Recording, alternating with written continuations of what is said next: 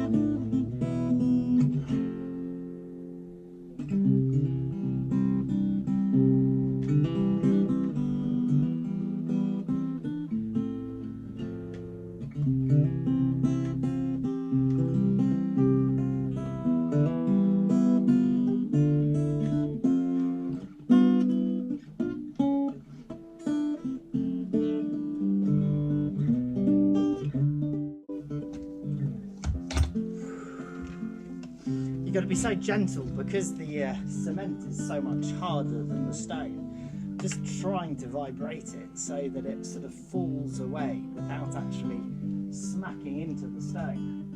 You can see that there are some big ones in here, and there's all this infill. So we're going to have to decide on the final finish fairly soon.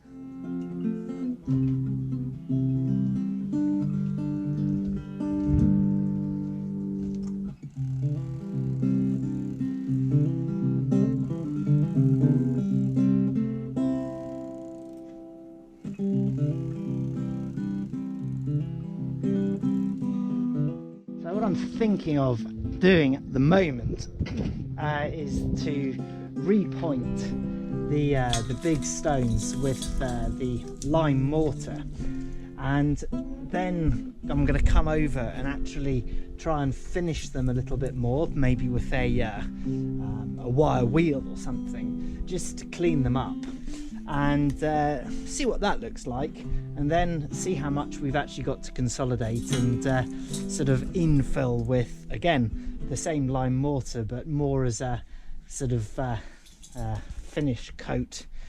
So hopefully what we'll end up with is the nice big stones, obvious, looking beautiful, and all of this sort of rubble covered up, and yeah, it's coming off quite easily, I have to say, mainly because it's so damp. And if you look on the inside of this wall, we've actually got damp coming through, and I do suspect that it's been kept in behind this cement. So I'm just going to crack on. It's a very vibratory experience.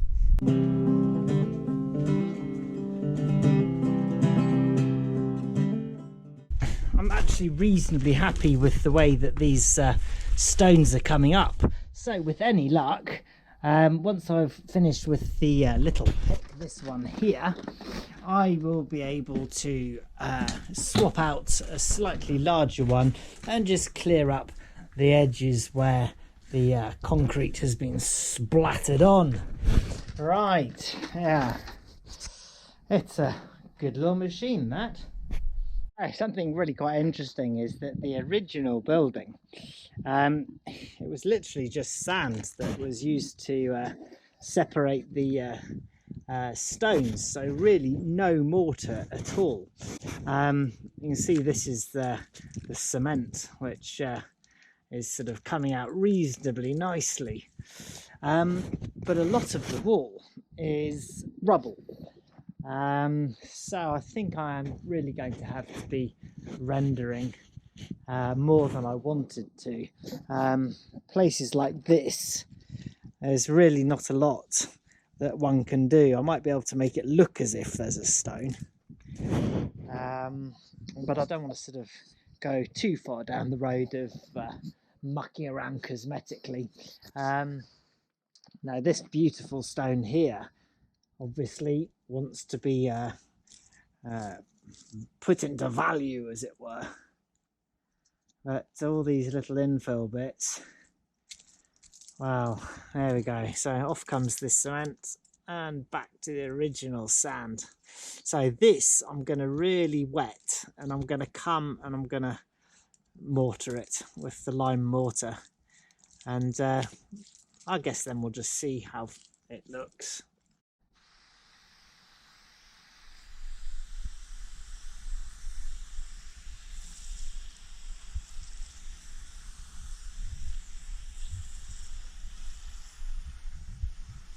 Resist temptation to spray the cat. So what I'm doing is I'm soaking down the joints, because if I put the mortar straight into the gaps, then the stones are going to suck all the water straight out of it, and that causes cracking. It dries too fast, and generally speaking it's not a wonderful outcome. So I'm just going to come over that a few times, let it really imbibe, and I'm going to go mix up some mortar. What I've decided to do is to do it in patches. I don't really want to attack too much of the wall at one go. I don't think it's going to affect its stability, but you know, it just becomes a big job, and tackling things in small bite-sized chunks is actually sometimes easier to deal with.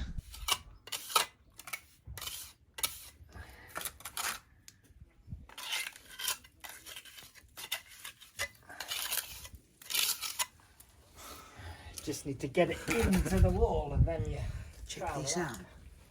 Is it dead? No, it's alive. It's a salamander. Yeah, it's beautiful. Yeah. It really is beautiful. I'm gonna go put it somewhere where it's more humid. Yeah. It's breathing. Yeah.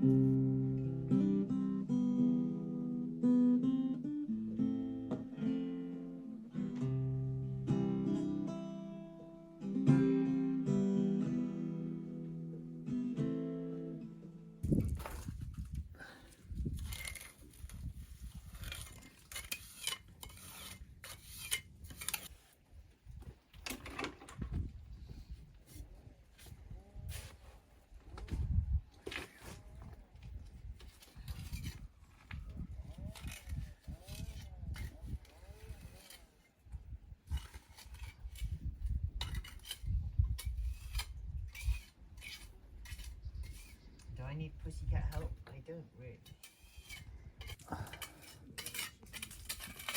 It's drying out now, so not quite so workable.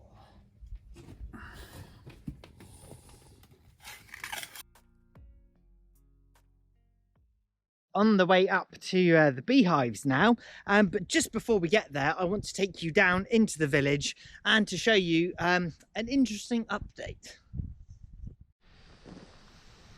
So if I zoom in a bit, you might well be able to see in the top of that fig tree an enormous hornet's nest. Let's go and have a little bit of a closer look, but those are my nemesis. Boy, is you good old boy? Hello. Oh, you're ancient, aren't you? Right, just opposite where this lovely hound is living. This is the tree in which the hornets have been nesting. It really is a very impressive structure. Sorry, you probably can't hear a lot because of all the water rushing by. Let's go up and have a bit of a closer look still.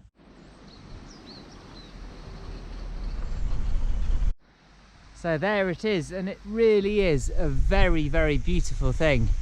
The Protecció Civil have been out and they have actually sprayed it with some sort of an insecticide, so it's a slow acting one.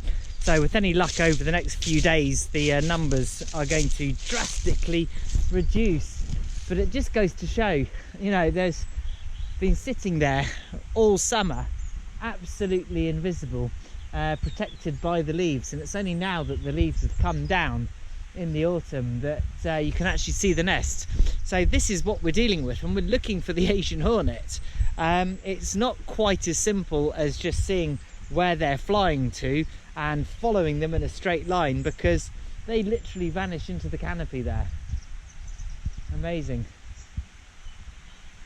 Yeah, so they're paper wasps, they're xylophage. They chew up wood and they use that wood to make their nests.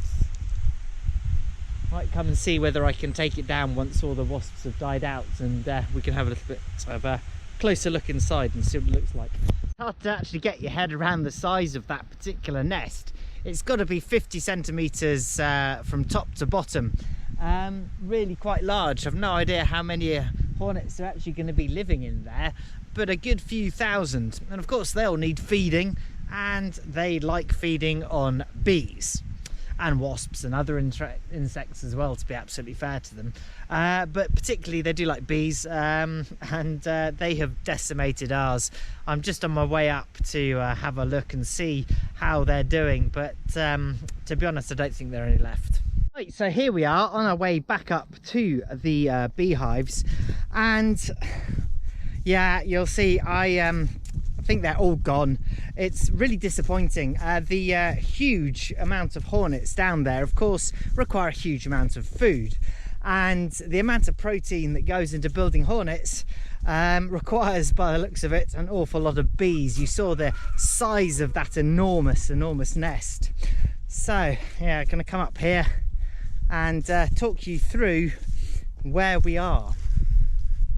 Here we have got the hornets. Now, I did put one of these sticky things out to see whether I could actually catch some, and I did. I think that they've actually made a nest within this small hive here, and they really are coming in and out all the time. And I put in some gaffer tape to try and seal it up, and I thought that was rather brave of me to do that. They've just chewed straight through it. So yeah, I really was hoping that I was going to be able to prevent any, you know, hornets coming in and out, and that would sort of calm them down a bit. But clearly they've got other ideas. And if I come round to the other hive, I'm just being a bit circumspect and walk straight in front of them. You can see there's some little faces within that hive as well. They've sort of chewed their way through the gaffer tape on that one. Yeah, really a bit of a pain. Anyway, this is not going to be a bee video. I will, when I summon up the courage to actually open up those hives and have a look and see what's going on inside. I'm hoping that that one's actually got still quite a lot of honey, even if there are no bees, and we'll be able to at least get hold of that. The other one, well, if it's got a hornet's nest in it, I'm not that brave. We shall see. I might come up and gaffer tape them again tonight, so I can do it tomorrow in a little bit of security. I'm not even sure, however, whether these hornets are the ones that are coming from the nest down in the village, which is about 500 meters directly down there. I suspect that because they're flying off in that direction, that we might be missing another nest. But there we go. It's all part of life. There's young Maya come up to say hello. What are you doing? That's a hornet. I'd leave that alone if I were you. That's even worse than a bee. Yeah, you don't want to go anywhere near that. I can hear a cat meowing. Anyway, so I'm going to wrap it up for the moment and wish you an extremely good day. Thank you very much indeed for watching, and see you next time.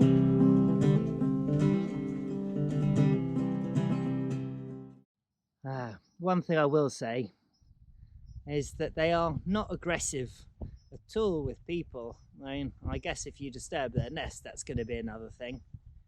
And they really are absolutely beautiful insects. It's just a shame that they are an invasive species, and they have this enormous taste for bees. And obviously European bees don't have any defense mechanisms against them. There we go, in and out. It's like a highway. Now, the presence of those hornets has put a little bit of a dampener on, the enjoyment of getting into bees, because of course they're being attacked and massacred by the damn things. What can you do? Life is about setbacks, and honestly, are you going to sit down and give in to them, or are you going to rise to the occasion and just get on with it and find solutions? I do have some ideas as to how we're actually going to tackle the problem of hornets. Firstly, I did put a cage around the hives, and I thought that might slow down the rate of attrition. And I think it probably did, but as soon as the hornets realised that all they needed to do was to land on the cage, snick through, go and get a bee, and then do the same on the way out, there was the problem. We just were back to square one. So we maybe gave the bees, I don't know, 10 days respite, if that. You've seen that they can get through the little archways very easily. Now, my thought is to reduce that, to somehow make it so that the hornets can't get through, make it bee size rather than hornet size. So I'm going to have a go at that. I need to get hold of some sheet metal and sort of just fiddle around with the drill bit, I guess. The other thought I've had is maybe to adapt a queen excluder so that can go over the entrance to the hive, and see whether in due course we can actually prevent the hornets from full-on attacking. When we go up and open up that hive, I suspect that we're not going to see any bees left at all. It would be an absolute miracle. The amount of hornets that have been going in and out, it's like a motorway up there. So I don't imagine that there's going to be much in there, let alone a queen. So we may indeed be looking at completely starting again next year. But as I say, before we get to that point, we need to actually find some way of giving the bees a little bit more space so that they can get out of the hive, start flying, get out away from the hornets, because the hornets like to work in a nice, small area around the landing pad. And the further you push them out, the less concentrated, think of it like Brownian motion, the amount of bees are in that particular area. So they have to work a little bit harder to catch the bees. So I hope that makes some sense. We're just looking at this stage, pushing them out, because as you've already seen, the nests are extremely hard to find. They start off small and get absolutely enormous, but they're up in the canopy of these beautiful trees, and they are extremely well hidden.